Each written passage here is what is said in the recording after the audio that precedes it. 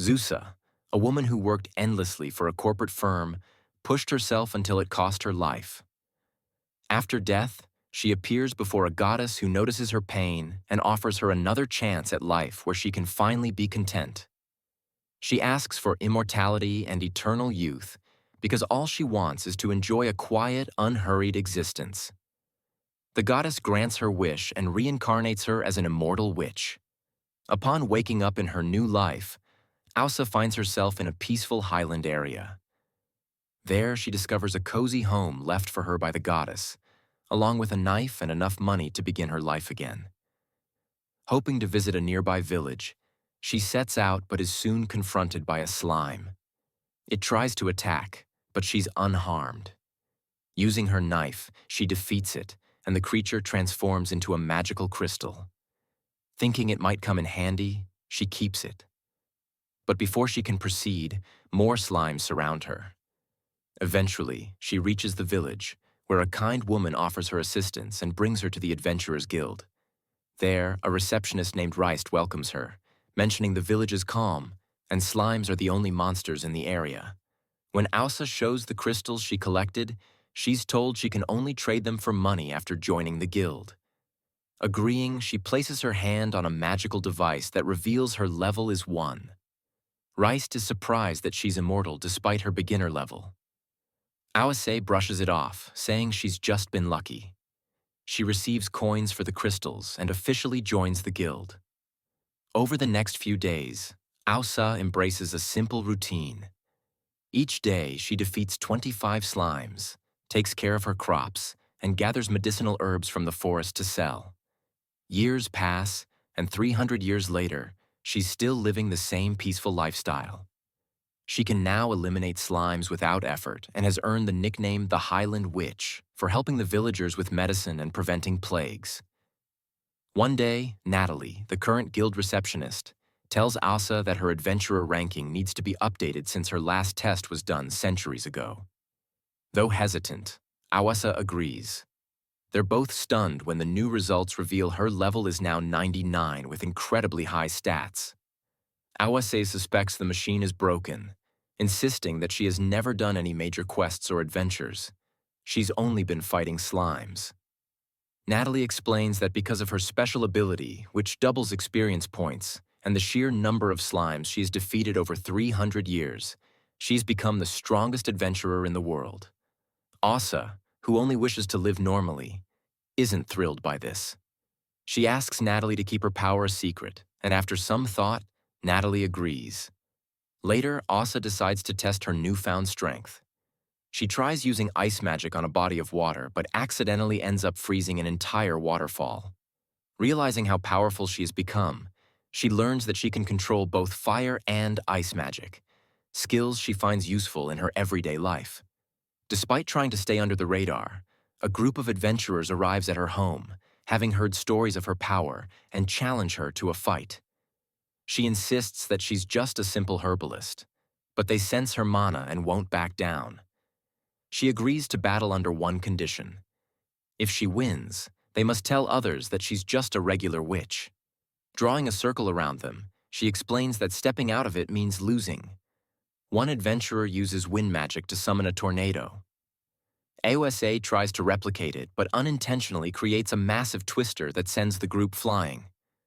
The villagers see this and are convinced that she's overwhelmingly powerful. Frustrated, Ausa confronts Natalie for not keeping the secret. However, a man named Ernest admits he was the one who leaked the information. As her reputation spreads, it reaches a dragon named Laika, who travels to face her. Ausa tries to avoid the conflict by offering Laika the title of the strongest, but Laika insists on fighting to settle it properly. Reluctantly, Ausa agrees, not wanting her home destroyed during Laika's rampage. The two of them fly high into the sky. Laika breathes fire, but Ausa counters using ice magic that completely overpowers the flames. Laika attacks with her claws, but Ausa dodges them effortlessly and freezes her mouth. While Laika suffers from brain freeze, she accidentally crashes and demolishes Ausa's house. Furious, Ausa strikes her with one powerful hit, knocking her out. She demands that Laika pay for the damage. Laika promises to bring the money later. While her home is being repaired, the villagers, now fully aware of her strength, ask her to stay in the town office for the time being. The next day, Laika returns to meet Ausa but fails to recognize her in her human form. She hands over the payment and then shyly asks if she can become her. Laika, deeply moved by their duel, realizes she still has a long way to go and asks Asa to be her mentor. At first, Asa is unsure since she's never trained anyone before and only got strong by defeating slimes. But Laika insists she'll be helpful and even volunteers to take care of chores. Hearing this, Asa agrees to take her in as a student. As they start living together, Asa notices her house is too cramped for the both of them. Laika offers to renovate and works non-stop, even planning to pull an all-nighter. But Asa stops her, worried she'll overwork herself. She agrees to only work during the day. Eventually, the renovations are complete, and Asa is impressed with the result, complimenting Laika for doing an amazing job. One day, Asa casually eliminates a group of slimes. Laika is stunned, realizing how effortlessly Asa handles them. She had believed reaching that level required immense effort. Asa reminds her to relax and enjoy life. They've got all the time in the world. But in the distance, a strange girl watches them and quietly vows to make Asa pay. The following morning, Laika makes breakfast but cooks far too much, not yet used to cooking for others.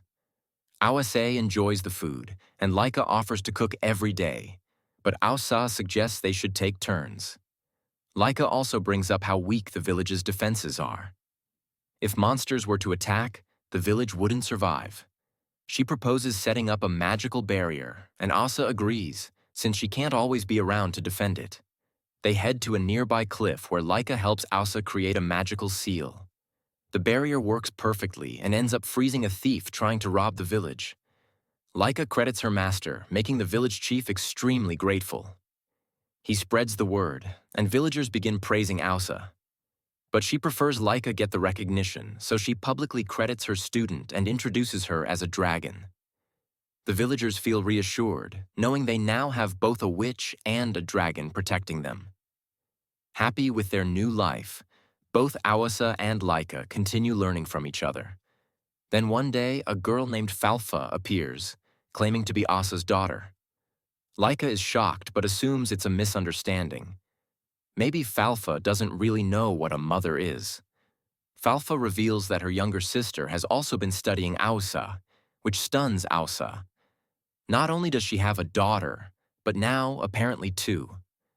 Falfa warns them that her sister Shala is planning to kill Asa. Nervous, they offer Falfa some cookies and ask why Shala wants revenge. Falfa explains it's because of things Asa did in the past.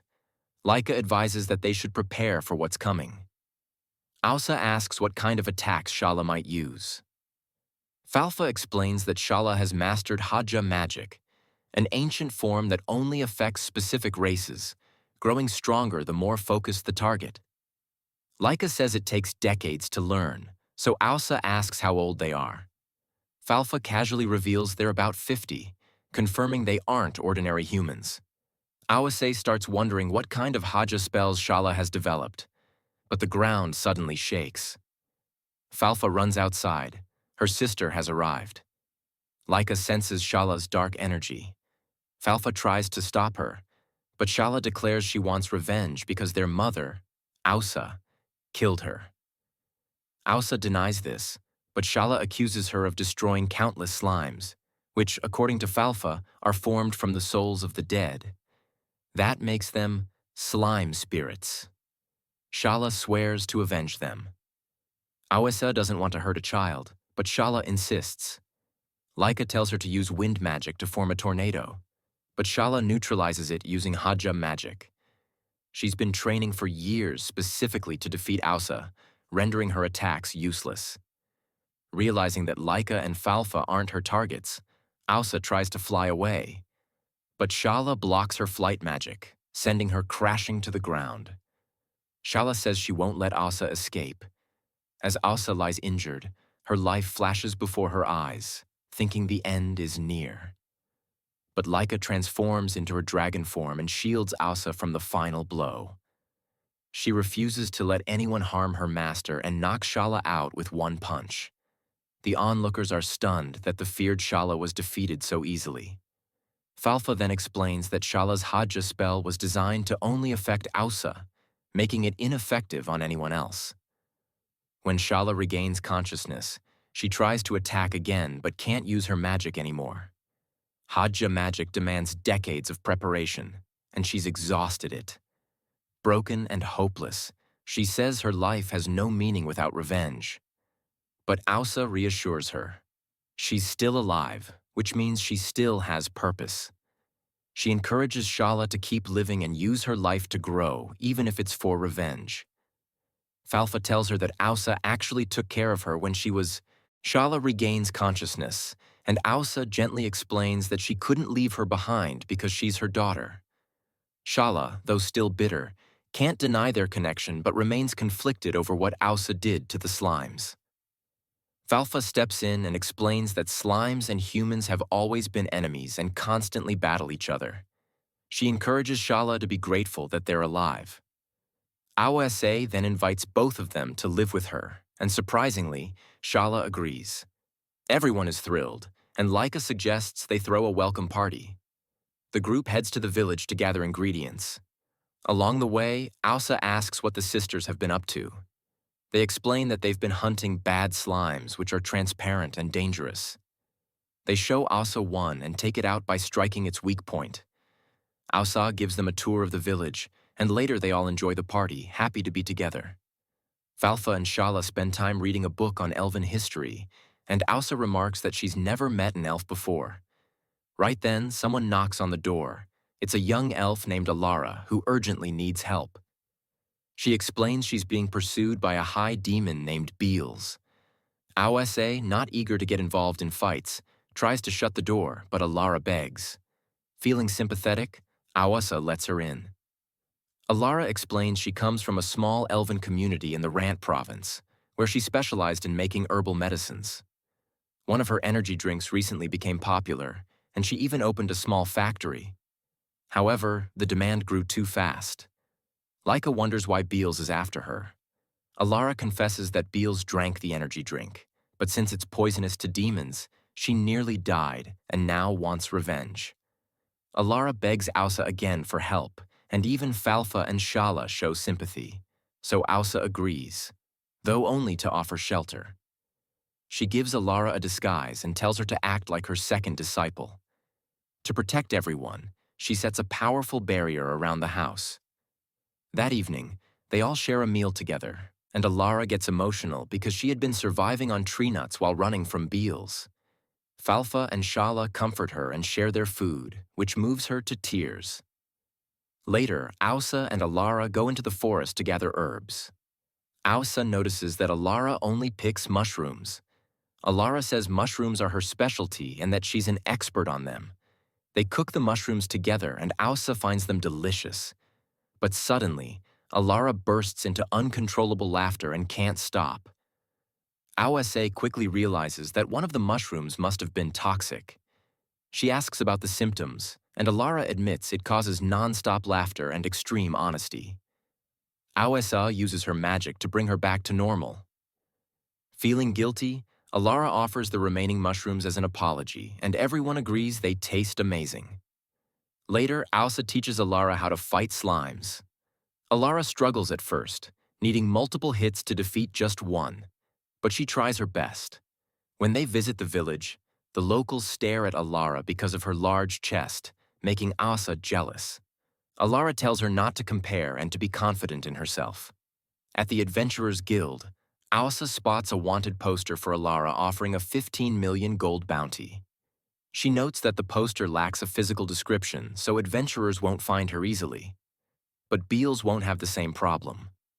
Ausa decides it's time to act. She tells Laika to take her daughters to safety.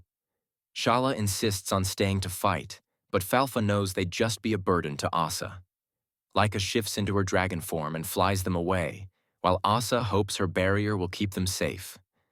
Meanwhile, Alara drinks her own energy drink and says it makes her feel like she could fight endlessly.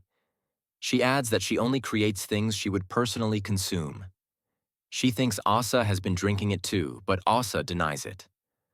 Alara is skeptical because she sees empty bottles everywhere. Asa tells her now's not the time for jokes.